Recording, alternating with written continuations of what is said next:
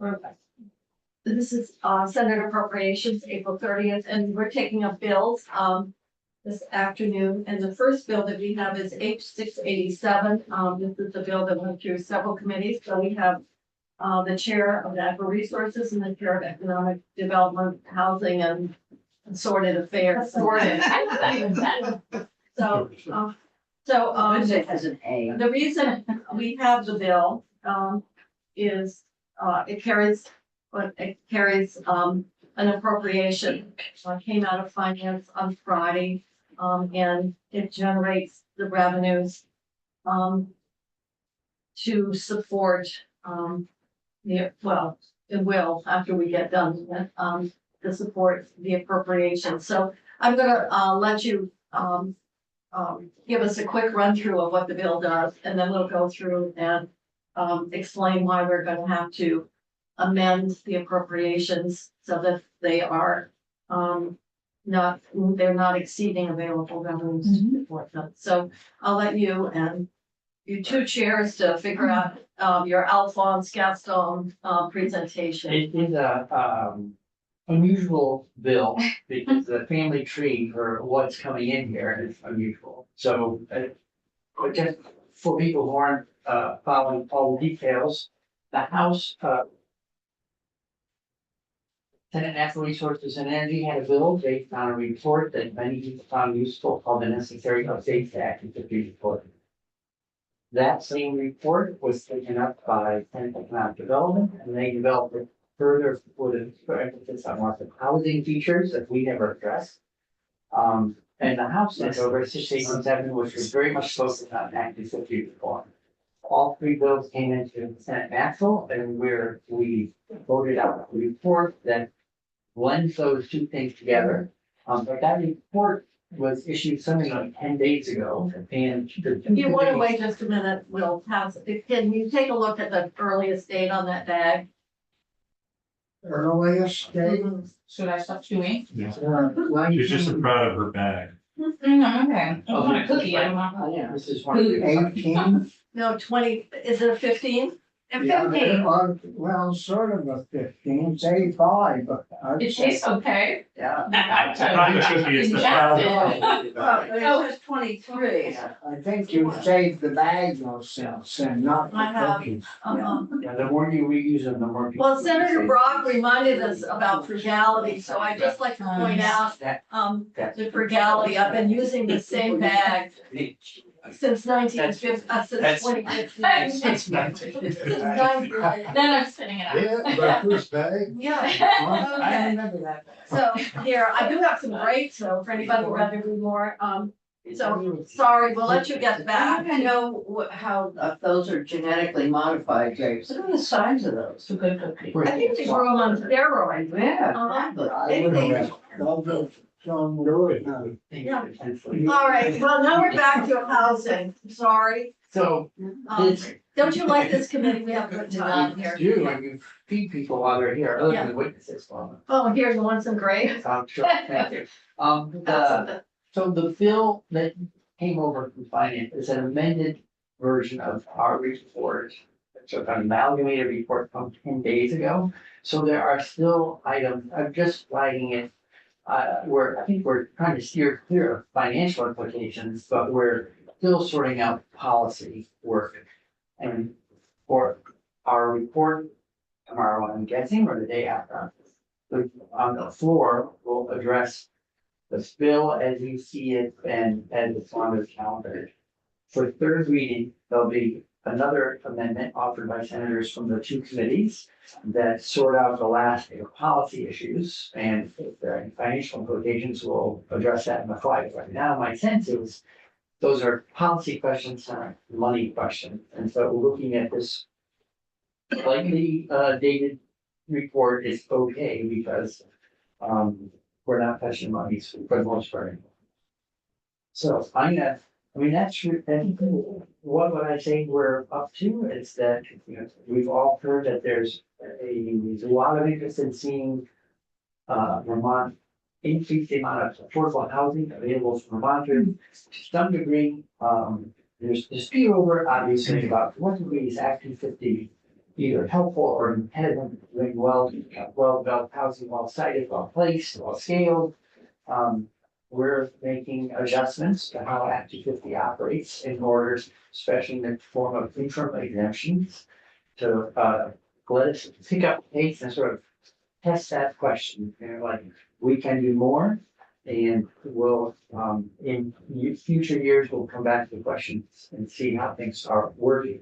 But the main thing was interim exemptions to get moving ASAP. So you're talking about the Act 250 provisions and if there's local planning structures in place, okay, Exactly. okay. As But well, you aren't gonna tell us what they are until we give you a report, or? Well, we can read it, but it, for us to relitigate a bill that's got 100 and some odd sections, we don't have the time. What we have to look at is the money here. But I would advise people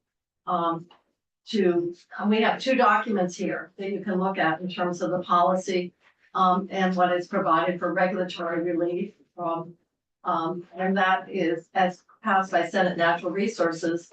Then we have Senate Finance. So if we looked at this, are there significant changes? So if Senator Starr wanted to say what, how does this section apply? Is this still valid? I guess is my question. broad outlines of it are valid, but it's the policy questions about the application of Act 250 that are most in flux. So policy, not money. And for exemption, for example, what areas are given exemptions of what size from Act 250? Is it designated areas like we talked about last year? Archways been talking about designated areas, and now you draw a boundary out around it to make a much larger designated area. So there's that kind of back and forth, like how big to go, what kind of limits to set before you would ever try to trigger Act 250 again. Those things are still part of a lot of discussion between the two committees. But I would say, I'm very confident that we are going to be opening up a lot more opportunities for people to develop housing outside of Act 250. And as the chair said, that comes the direction of municipal planners. Well, that's very true. If you have major developments, that's small. Then you got sewer problems, additions, you've got school additions, road additions, so the whole community. So there is gonna be still room left for community discussion then. Actually, I would think maybe Zones. even more so, because what you have for those zoning and design regulations are voted on, and I think if I understand it, we're saying as long as the community has that infrastructure in place, those standards, then Act 250 would not kick in. So I would think what you're proposing actually defers to those local decisions that they have put in place since this bill was, when Act 250 was passed, and which was Governor Davis's administration, and my father-in-law was in the Senate, so have that for ancient history. So I'm gonna keep going because obviously we have a revenue to support some of the changes, which I gather is restructuring of the whole Act 250 and the natural resources board. So I don't know who wants to pick that up. So, well, I'll just say what we're talking about. The board has been, operating as a short of staff and capacity. And I think it's not been to anyone's benefit to have it less fully staffed and funded. So one of the recommendations that came out of that study group, that came out of S100, the necessary updates report I already referenced, that we should go build a professionalized board. So that was our focus in natural resources, was how to build a stronger board again. So if, for instance, we find we have full-time funding for chair and plus the executive director plus 4 full-time board members hired. And then there's another request for more lawyers to support the board. So we can talk about the different pieces, but that's been our money focus, is how to stand up a stronger, fully fledged board, because they would have a lot of work to do. In the years ahead. And there was some discussion about using a different process for appeals so that it was more timely. Is that in this bill? There is appeals language in here, but that's one of the things where I would say that is the most important outstanding policy issue that we're looking at right now, and our committee this morning just finished going through an alternative. So I think I don't know what economic development will say it, because this is a new draft just came out 2 hours ago. But it says that we're deferring a decision on where appeals will be heard in 27 and beyond. There's plenty of arguments both ways to take the current systems or return to court. We don't need, we know for the near term, we want to support the current system, environmental division, superior court. We know we like to give them more capacity in the form of lawyers than there, so that we can eliminate any kind of appeals bottleneck. Okay, Meanwhile, we look at where's the best home for appeals in 27 and beyond is a question to the very same study group that delivered us the necessary updates for. so obviously deferring to the local zoning and permitting structure has a negative impact on top in terms of the revenues that would flow, because fewer projects would be subject to the permits and the fees that come with it. And so you have a way of making up by changing the structure of how you would fund the board, and that gets into Perhaps I should go. So this is a good dry run because Senator Bray, whenever we do this bill on the floor, is going to be laying out H687 in the process to get there. And then I'm the finance reporter, so can sort of back some cleanup and get into the financial pieces Yeah, first. which, if you would, because I'm looking at time. Well, Yeah. I'm curious. Go I ahead. do have a question. Okay, Has to do with appeals, has to do with removing the environmental court from much of Act 250, which is a judiciary matter, which I've never been consulted on. Well, that's, I think what our amendment? my Yeah. amendment that we will, because we need another cycle of amending. Mhm. Oh, that may be It will pulled out ready so for that- third reading, but our committee, which had been holding to change the appeals process, is now saying, let's turn that into a question to these studies, 27 and beyond, what's the right place to be? And we Well- stick with current law, which is environmental division, superior court. Yeah, for the record, I actually voted against creating the environmental trust, but I since it's been in place. Peter Welsh was pro tem at the time, and that was a priority for him. So he kept it away from judiciary article. Mhm. And, but it is a huge change now that been with the environmental court, and I haven't. At first, there was some problems because of the environmental, that particular environmental judge, not because of the policy. It has since dissipated, so. But just to be clear, you're gonna be offering an amendment that would just keep the current structure in Status quo, place. what you're saying, You'd offer an amendment to study. yes. Okay.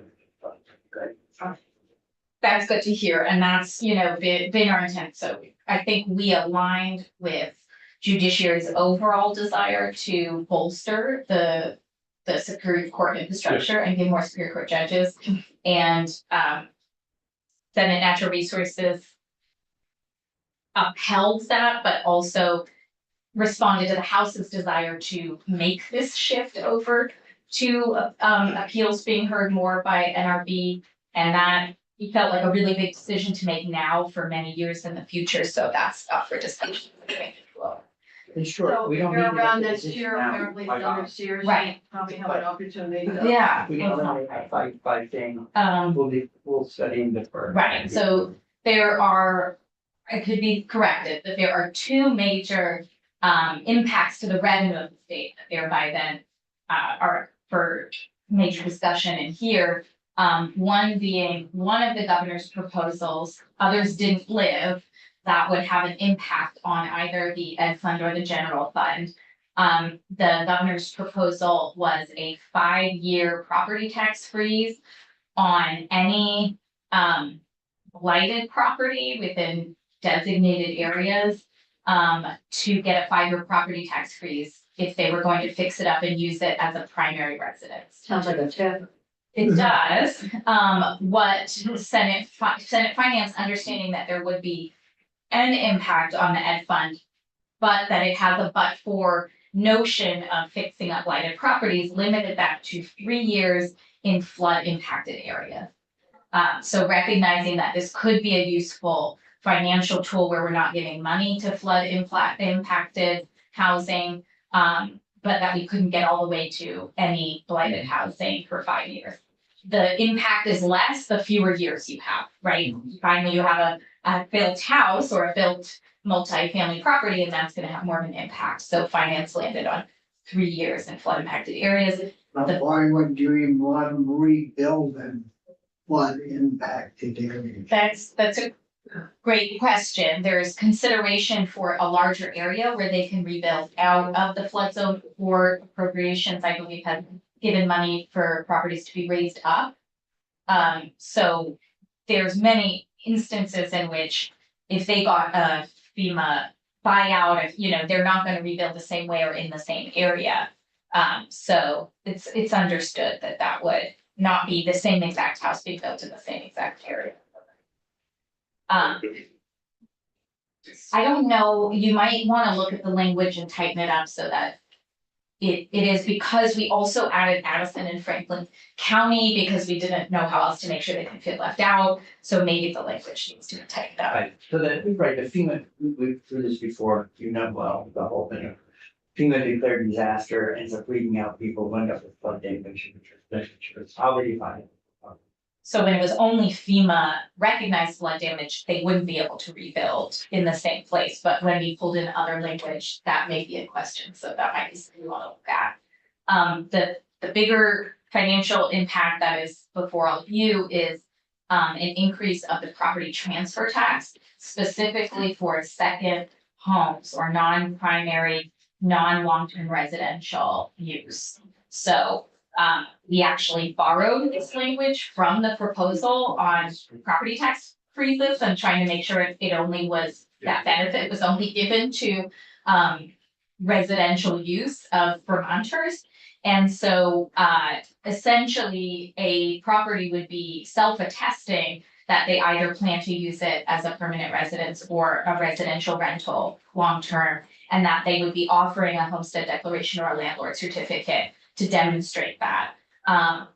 That raised overall, when finance took it up, $12.85 million. And there were lots of discussions about professionalizing the NRV earlier, which is another $400,000, so they get started on a myriad of questions we asked them to answer in this bill, and land use mapping. We took a large amount in appropriations for housing investments and shrunk it down over $60 million, shrunk it down to just living within the universe of what additionally this was raised when you give the allocation, notwithstanding to the Vermont Housing Trust and to regional and municipal planning. So there's a little more money for those. And when you look at all the housing appropriations, my understanding still is that this is more housing money for affordable housing in FY25 than in the House proposed budget. Just want to make that clear. And on top of that, we have some one-time money to help the NRB with the professionalization process. That adds another 500,000 or so. Then what happened in Senate Finance is we looked at two changes that brought the overall amount of money down. One was ensuring that seasonal residences are not included in the definition of a second home. As you may know, we've been having this conversation in finance. The tax department has a number of different categories for property, but they don't have consequences, so they don't use them necessarily the same way to really look at what is the seasonal residence, what's not, what's on farm property, you know, we are asking them, I think, as a finance committee to make the policy decision in the future to better define and understand those categories for future looks at property transfer tax and property tax. In this bill, I'm just speaking for myself now as the person who proposed this in Senate Economic Development, but starting to differentiate between what a second home is and what's used for long-term use by a Vermont resident. So hunting camp is seasonal if it's not year-round suitable, so it's defined as not suitable for year-round use. And that's the group of properties that That are exempt. And that cost about $1 million, as we learned on Friday, and there's now a Yeah, fiscal. lowered. lowered the. It lowered the revenue by $1 million. Then Commissioner Bolio, I think in a very magnanimous show of good faith, knowing that the administration opposes the property transfer tax increase altogether, said, if we are to do this, please give us 8 weeks instead of 4 weeks to turn this around. And that was compelling to us. So instead of starting July 1, this would start August 1. That does cut out kind of the height of the housing market, but it felt like a very fair request. The estimate right now on that is 980,000. I haven't looked at the fiscal note you have, but I was briefed on the way down here that however those numbers add up between the two losses that we put in with our amendments, it's $1.98 million. We have it right here. You have that, okay, so I'm correct. So, so our goal is to, get the, appropriations in line with the revenue after those two adjustments. One is a delay in the, start date, and the other is to exempt, from, property transfer tax, the properties that are seasonal, that aren't fit for year-round, use. And that has 1.98 according to the sheet we have. So, we went back and looked at, where we could find, the money. And, do you want me to talk about where it comes from, potentially? I learned more on the way down and I think we're in agreement. Okay. Well, Yeah, obviously, one that aligns very clearly is VHIP, that's 1.9 million. We already have 4 that's traveling in the budget, so, and they have money in the bank. and money in the bank, so that seemed to be one place, and this is obviously, some of this is just making up the million because it's a delayed startup, but that will be in the base for next year. And then the other, of course, is the 1 million reduced revenue that will be ongoing. And then the other, so that got us down to, about 100,000. And, we thought that what we could do is, delay the hiring of the second staff attorney. And that got us 80,000, which left us 20,000, to make up the difference. And it seemed like the easiest place to do this is just 20,000 to the Vermont Housing Trust. But aren't these all estimates? Everything is an estimate, sure. So why would you worry over 20,000 and 1.98? I mean, it could go this way or it could go Well, that way. that's not the way we usually budget. Yeah.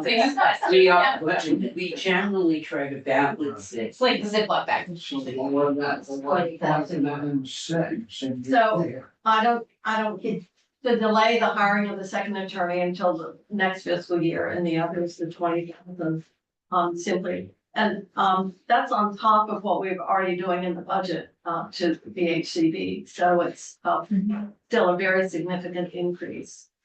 We're talking about 20,000, which is pretty modest. Absolutely. On 1.98 it is. Well, it's actually, yeah, it's against though a total of, 32.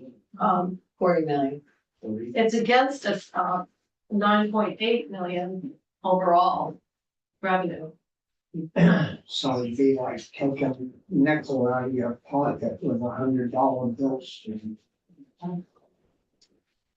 Well, it doesn't matter, we usually try to work with estimates and the minute you start saying, oh, let's shave 100,000 here arbitrarily, or well, maybe it'll come in whatever. We, as a matter of practice, have tried to be quite vigilant about Try to get to zero. to get it 0 every time. And give people an expectation you might be able to exceed, but you can't promise that. So, that is, Are you talking about doing this as an amendment from here? I think we would have to. And I did ask the chair of finance if she instead wanted to look at the appropriation amount, and she felt it was best to leave it up to the committee, so we anticipate this amendment. So, between our morning conversations, talking with joint fiscal, it seemed like, and we've had some discussion, the easiest thing is just go with the appropriation that's in the budget. Go with one staff attorney to start up, and that was January, and then July would bring the second one on. And, pick up the other 20,000 by the, additional dollars going to the HCB. And the notwithstanding language has all been calibrated with what's in the budget, I'm assuming, relative to, okay, thank you, Pat. If I may, we had a conversation about the exemptions, and we're working on the final details of those. But this bill also presupposes that the NRB will lose $900,000 from the exemptions, and we make them whole on that. But the reduced fee revenue. Yes. So that is represented in the off the top appropriation from the property transfers. That's right up at the top. Okay. Other questions? I think it's- So all the other appropriations that are in here are part of the transfer tax revenue? I would call them one time. I don't want to speak for your chair, but in the top, we're looking at, you know, the kinds of things that often Where, yeah, I guess what you're saying is you can always relook at how you want to use the revenue. yes. On the, in terms of, you know, first generation home or, manufactured homes, those could be reviewed every year. Certain things are gonna be ongoing once you make them. Staff attorneys, once they're brought on, Right. ongoing I was- staffing. I was looking at the Senate Natural Resources report. Oh. We had a lot more appropriations in there. Okay, so what pieces are you looking at? You just, That I think traveled from our bill. and then finance. This a lot of that takes back. care of cutting it down to what the chair was anticipating from just to live within the transfer tax. Like there's some, Rent arrears assistance fund, Section 8 landlords, all that. yeah, there's like, 10 million, 40 million. Yeah. Big numbers. Yeah. And, that's because it's, Yeah, committee report swallowed whole yeah, I get it. 311. And obviously that's Yeah, a committee conference on the Yeah. budget, what Right. ultimately we try to Center accomplish. seats. Was section 24 staying in the bill or going out? Is that one that gives the JFOs unable to provide an estimate of the cost? JFO. That's the 800-foot roads and the drug. Oh, the road rule. Mhm. It seems to me to be an anti, development in rural areas where. But I don't, I'm not getting into the merits of it. If it's gonna stay in, we can't. Anybody from Maybe JFO want to cost. speak to that? Tim Burnett, Yeah. Joint Fiscal Office. Just a sec. Yes, because the road rule, it's really unclear how many developments would trigger that additional review. The Act 250 permit fund would receive permitting costs from that. But without any information, it's really hard for us to know how much, but it would be a revenue positive for the Act 250 fund because it increases the jurisdiction. It adds a new jurisdiction But- trigger. Wasn't a jurisdiction, wasn't that an old law that got repealed by the legislature? A few years ago, so there should be some record of the number of. Any, Good is Yes. there a legislative history on that? Sure, Ellen Checkowski, Office of Legislative Counsel. Yes, the road rule was in a rule for the NRB for 26 years. The structure that's being proposed in this bill is not identical. I don't know how much data the NRB has on that proposal, so I don't know if any of that is a apples to apples comparison. Well, I hope it gets taken out, but it doesn't, then we have an inaccurate picture of what it costs.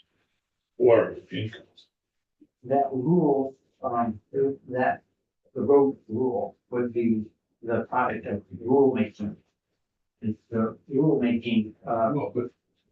It's several If years. you leave it in. Yeah. My only argument, I'm sitting on appropriations, not on the floor of the Senate. I may make arguments against this on the floor of the Senate, but my only point is that we can't get information on what the income or decrease or whatever would be. And they're not able to make an estimate. So it makes it inaccurate On the revenue side, on the revenue side. not on the Well, expenditure. I know, but I'm assuming we take this, Yeah, no, we I, take the new revenue and subtract the appropriations. In case it's helpful context, it came out of economic development on a 5-0 vote and 1,000 feet for a single road and 2,000 for a network of roads. And it became 800 and 2,000 in natural resources, just so you have the universe of where the discussions landed with unanimous votes out of both committee. With significant discussion, but that's for your floor information. that's not one of the policy areas still yet to be finalized. Probably not, since we were pretty close. that piece got settled a while ago. The other thing at Senator Sears, I appreciate your point, just in terms of the state thinking about income. It's not effective till July 1/26. So there is some time, because the road rule itself comes out of a rulemaking process, so there's a couple of years delay, so it would be implemented. Obviously, the revenue, how little it would be, it's contingent on the 800 versus 1,000 or 2,000, so. Because that's part of what you're looking at. Leave it like it is. Other comments or questions? Can I ask? Yes, I wanna ask you a question about the LURB, about what? the land use regulatory board.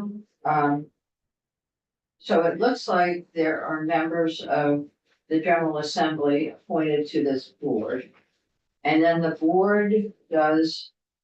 I think that's the nominating committee. Oh, it's a nominating committee. Thank It's you also very in our much, section. because- Well, I thought that was coming Okay. out. The nominating? I thought the whole board was coming out. We're rebuilding the board, the question of whether that quote unquote, the term that NRB uses for most professionalized board. So we're working to create a I thought you said you were But then- taking those. well, they have other duties. Appeals may or may not be one of them, but we're Jesus. building the board back. For the record, I don't like the term LURB, and I don't think we should impose that on them without them being professionalized and having a say in the rest of the changes that occur, hence we moved up the professionalization date. That, for us, wasn't an area of disagreement about paying these folks more and giving them, more of a foundation to do their work.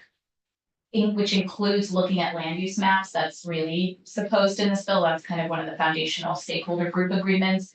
But it does not give them new authority over appeals is what we're negotiating in terms of the final And language. that's what, That seems, back to Senator Sears' original concern, yeah, that it does not change the appeals process to the that's the goal. environmental Yeah. court. I would say, I can't speak on behalf of the committee. Right. But where Just we're a headed second, is to not have appeals. Okay, so Senator Lyons and. I'm just beginning to understand what this land use regulatory board does. So there's a nomination process. And then people are nominated and then appointed. And then they become regulatory. As a board. I'm a bit confused because I'm trying to understand what role they play. In addition to our RPCs and map development, and then our natural resources board, perhaps in map approval, and I do understand. One of the largest disagreements. When Act 250 was developed was we don't have a statewide land use map. Is the intent here to have a statewide land use map? And so if that is the case, then at what point would this board become unnecessary. Like you have a map, and then some of the changes can be made within a regional planning process or a natural resources board. I'm trying to understand why. Please help me. Because the LRB is. Why is something that this, The why activity do we program. need this? Because, Why do we need this? Why do we need this? What is it about this is this a compromise so that we're not automatically doing something that RPCs and NRBs can do? Well, I think the question is, does the LRB replace the NRB? Yes. I think that's what, if I read section, first paragraph, it says. Does? If we move forward. Well, On the you're professional putting it in information. place. And then the decision will be, will it replace NRB? So we're gonna have these two things. So the bill Coincidentally. is to change the name and rebuild and add staff. And the reason we're proposing the name change on our side is that it was the review, you know, the 10 criteria, et cetera. It's a much more broad review than just what's a natural resource. In fact, it's about land use overall and impacts.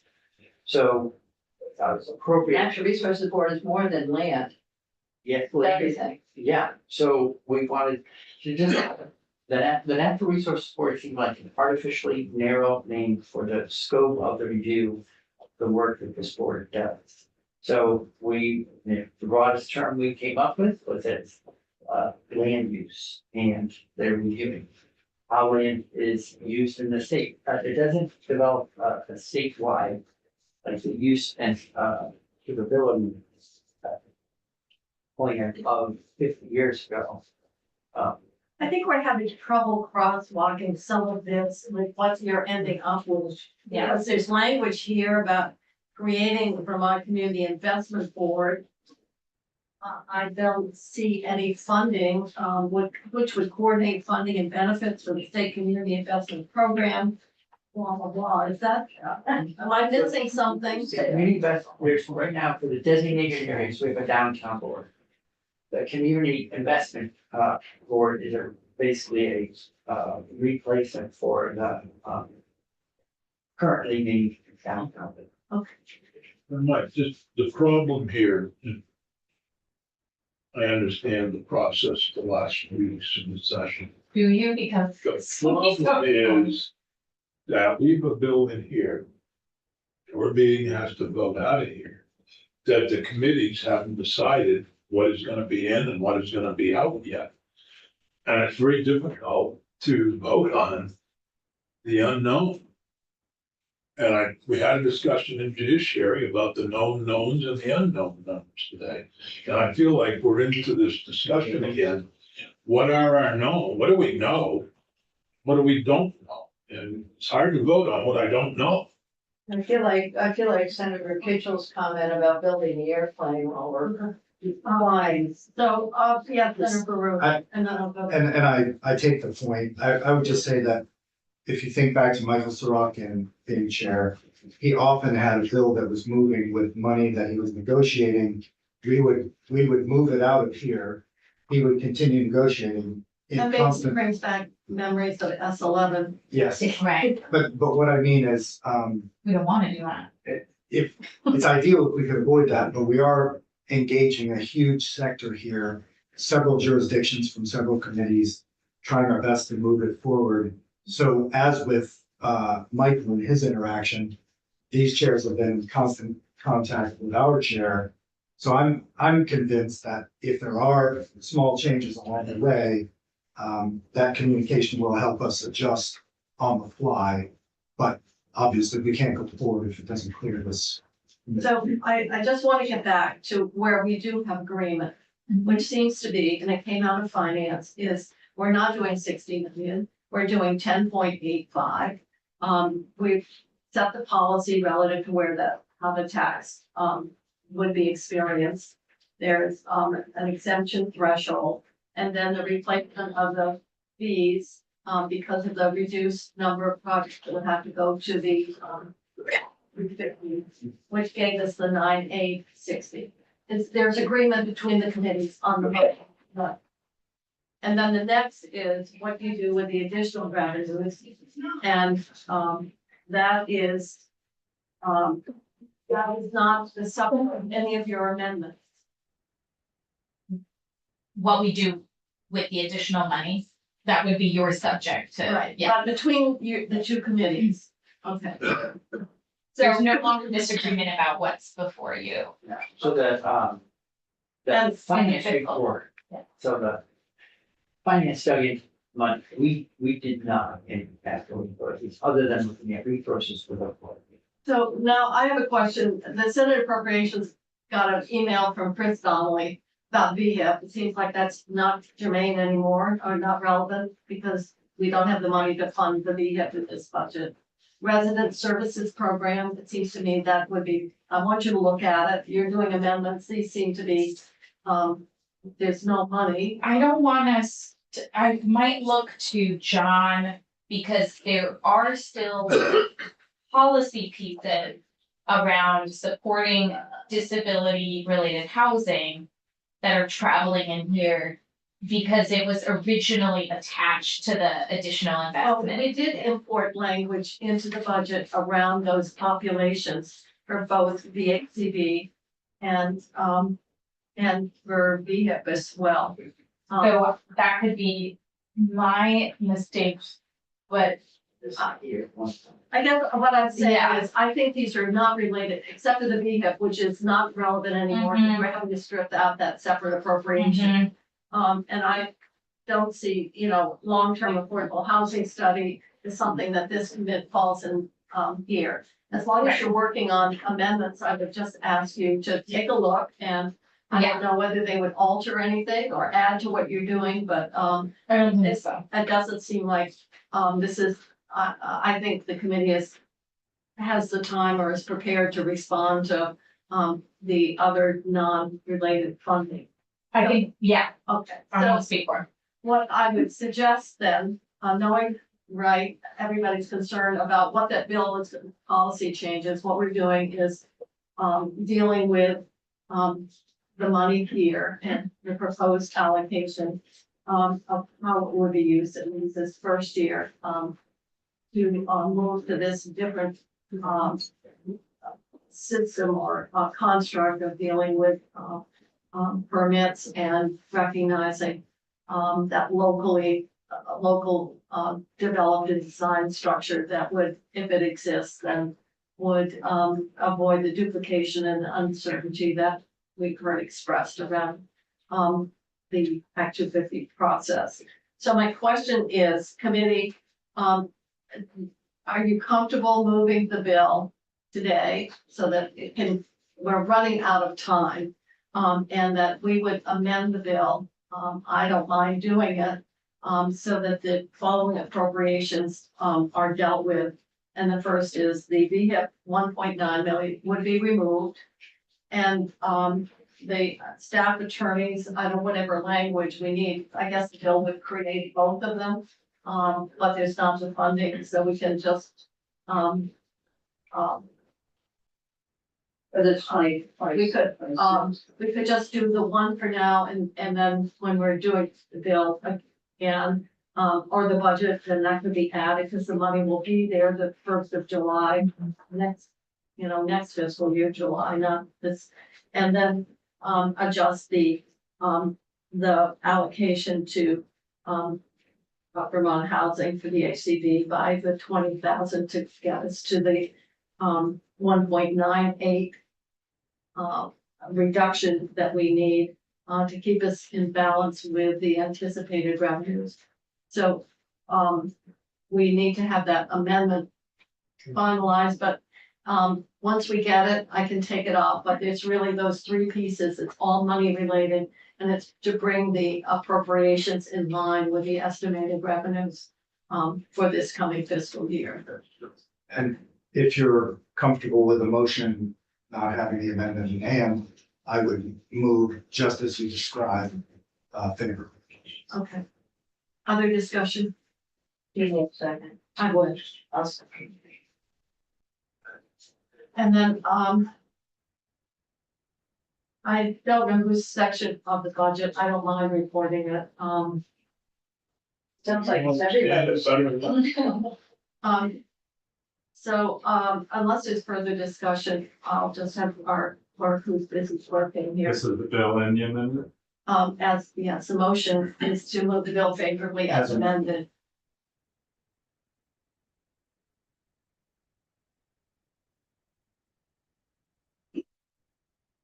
And, Yes. okay, sorry. Yes. Doesn't mean we support it. That's right. I think that's very clear, and I would just say, as we We're are, in the midst. I'm sorry, sorry. Senator Kirchner. Yes. Senator Sears, Yes, with explanation. Senator Starr, Yes. I second it with explanation. Yes, Mitchell. Yes, and I've already explained it now. It would. All right, help- so Senator, Can I just say it would be helpful, particularly when I'm looking at getting rid of the NRB and moving to, if there was some sort of a crosswalk here to follow the dollars and the resolutions as they're moving and when they go sunset and go between now and. is that your comment to your vote? No, that's what I'm saying, but then. Well, can I? Well, we wanted an explanation, that's why I'm trying to, My explanation is I voted yes to the appropriations for the bill, but I haven't yet seen the real bill, so I hold off on a decision on the bill until I see the bill. so what your vote will be on the floor will be contingent on the final Yeah. version of the bill. Yeah. Okay, who else had an explanation? You, Well, Yeah. mine was, it's hard to follow all of this in there and some sort of crosswalk of positions and stuff. Well, would be if helpful. you use the Senate, which is unimaginable that we might get. Sure. Then I think take a little longer, so yes, it's good, it's like 11 crosswalks. okay, I will say for my part that if it looks like we're moving in a direction that impacts the future of the environmental court, that we bring in Senator Sears before any decisions are made that would do that. Thank you. I think, I think that would be advised. yes, yes, I'm seeing it as advice. Yeah. I think Okay. Was. you were that- Thank you very much. I guess probably, finance, is missing you, with both of you now. Okay. Go back to work on the yield. So, Oh, 794 is what? Okay. Thank you very much. She wants the chair to stay here at the front. Yeah, and the folding chair can. I like how. And, I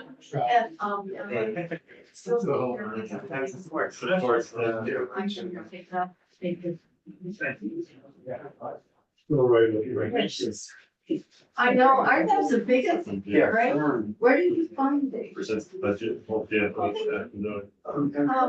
I think in my local store. I like them because they snap. I can't think of something great. Okay.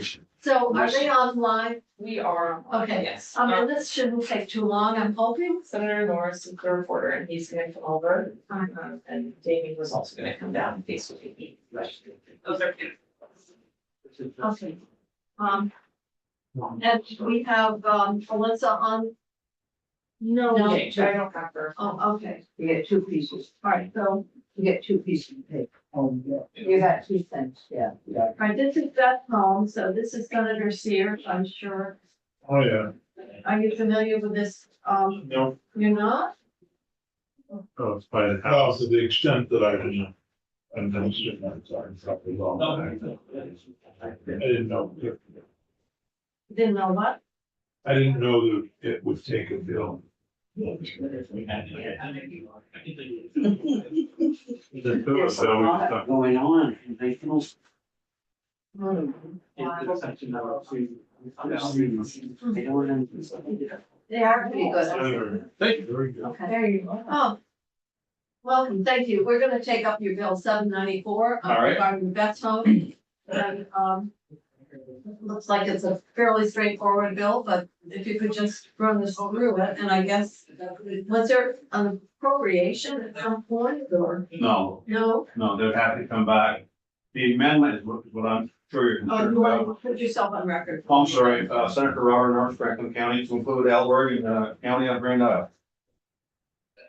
The amendment, basically after the law, we kicked out of committee here, they came back and said, hey, what about the possibility of us establishing a nursing home to provide some services for those individuals in Vermont who do not reside at the home presently, is what they're looking for. They may never do this, but there's just a possibility that they do. And the monies that may or may not be generated through this, if they needed money, that has to come back to those who return next year, obviously, but this is nothing they saw happening, it's something they just want to put in there, but presently, what they do is they offer services to veterans who live at the, who are residents who live at the home. And they can't go above and beyond that if they don't live at the home. So they're looking to expand, services to veterans outside of and services that don't live or reside within the home, yes. But this is. Are you looking at the amendment? Yeah, Your picture? Underlying bill has $10,000 to come from there. They can go back to the treasurer's office. Yeah. For deposited funds. Fifteen statute. Right. my question here, on your single page amendment, that is from your committee? Mhm. Is that right? Yes. What does it mean, establish a nursing home in Vermont? It would be a nursing home separate and apart from the veterans hall? Yes, Yes. Okay. sorry. Thank you, Dave. We're close on the air. Oh, okay, Yes. Jump the gun there. the answer is that yes. And would that require the certificate of need to do in the nursing home? I think so. They still have to abide by all state and federal, licensing requirements. Well, it says apply, I was just more of a question. Yeah. I believe the nursing home would require CON. Yeah, It would. Yeah, so the reason we put that in Wanna was put to yourself give, on record, Dave? oh, I'm sorry, for the record, Damien Leonard, Office of Legislative Counsel. We phrased it as comply with all state and federal requirements. Because we didn't want to see this as creating a carte blanche to skip over things like certificate of need, federal licensing, et cetera, that you would have to do normally. But I think my understanding from the Veterans Home, and Senator Norris may be able to answer this better, is that they want the option, they've been approached about that possibility, and because they can't even contemplate it now. They were asking for this as part of sort of a menu of options to think about ways to better serve Vermont veterans. Knowing that right now, the funding is not there. And if they do anything in the future, they're going to need to come through this body or secure a federal funding stream or something like that.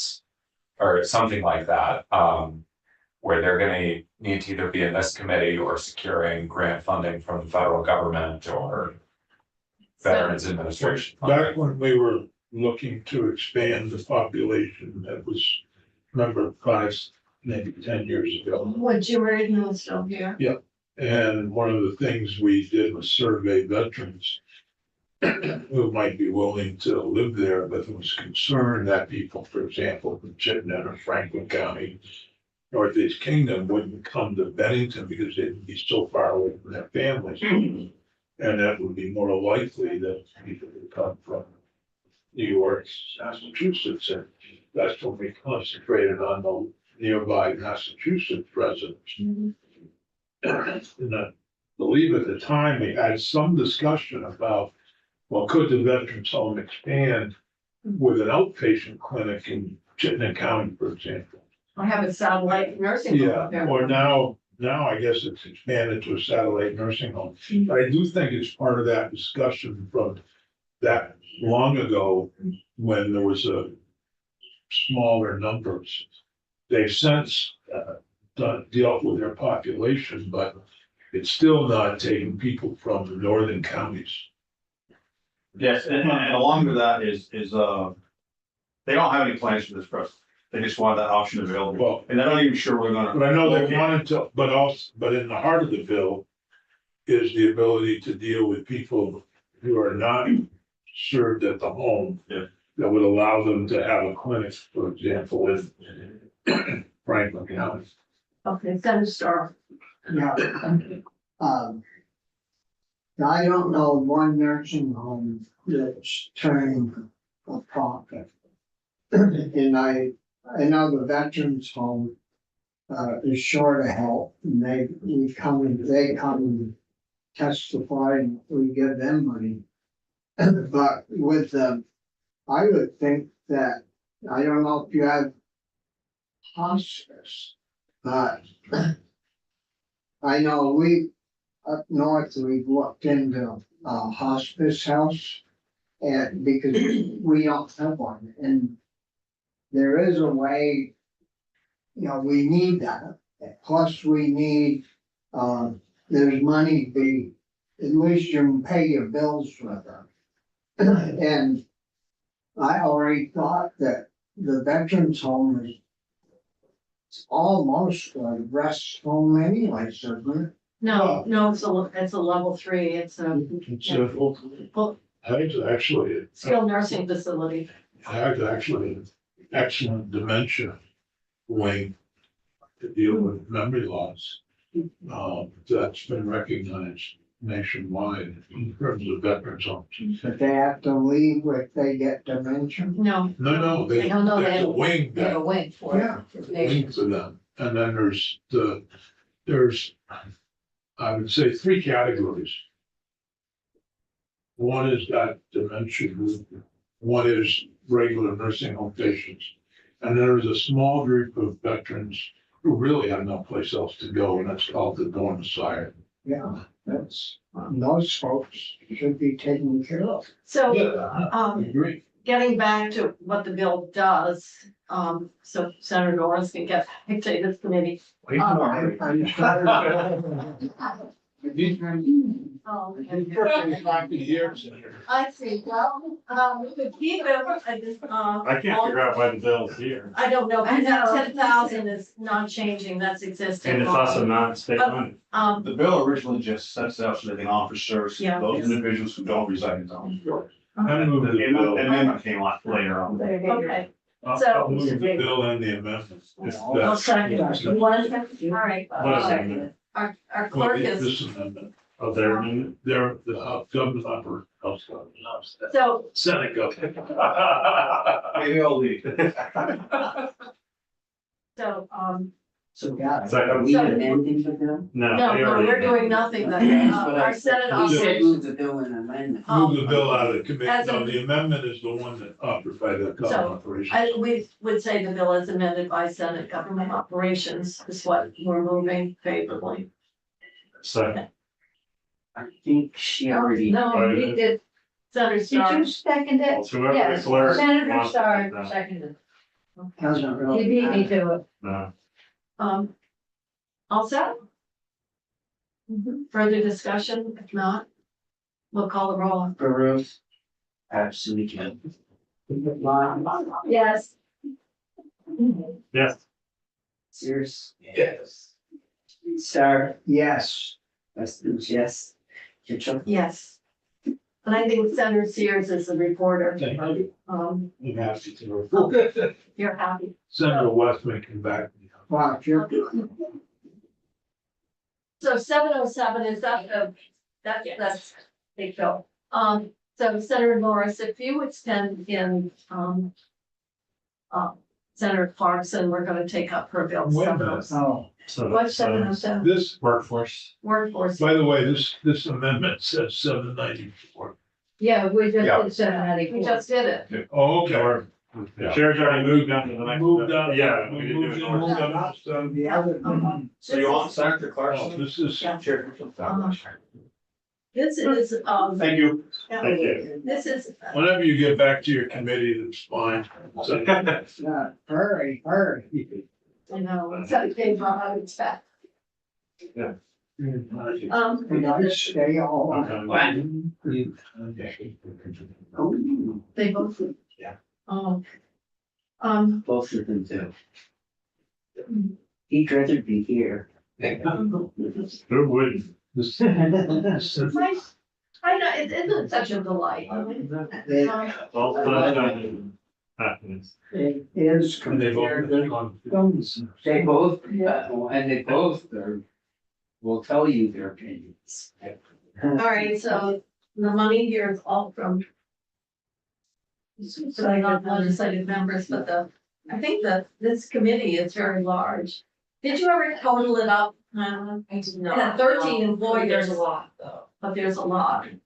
Well, I don't think this would meet the Alice Midget test. No, What is that? There's too many numbers and too many meetings. And not enough notes in the margins. but they are striking people, then adding different people.